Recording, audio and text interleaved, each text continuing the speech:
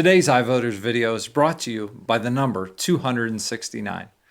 We all know the election of president isn't supposed to be a popularity contest, but it sure feels that way sometimes.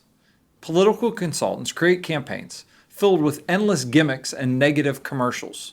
At the end of the process, the country can feel left divided like kids on a playground fight. But it wasn't supposed to be this way. For starters, the people who wrote the original Constitution saw the presidency as an office that would unite Americans. George Washington was elected to the first presidency by a unanimous vote of the Electoral College. And that's the other thing, the Electoral College. It was established not to confuse high school kids taking a history test. It was put into place so that the president will be elected by the states and the people in those states. The idea was a balance of power between the states and the federal government.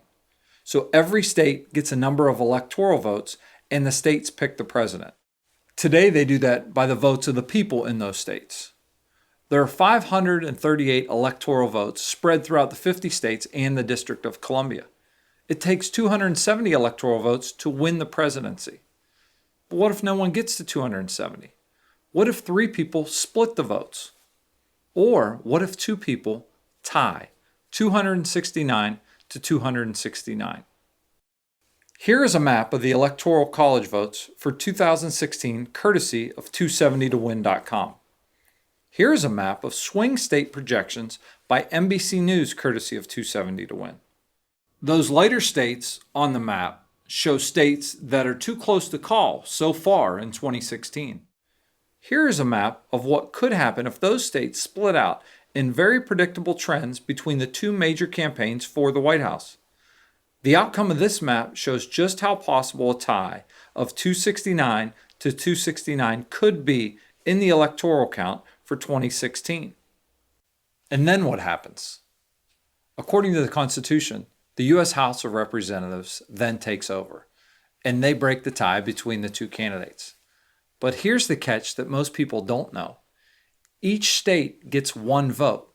So take Florida, for example. There are 27 members of the United States House.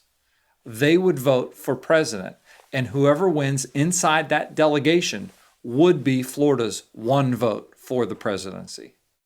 With benchmark polling showing Ohio, Pennsylvania, and Florida too close to call in 2016, and 5 other key swing states in the undecided column, the idea of a 269 to 269 tie in the Electoral College is a real possibility. Stay tuned for more on this 2016 historical election at ivoters.com.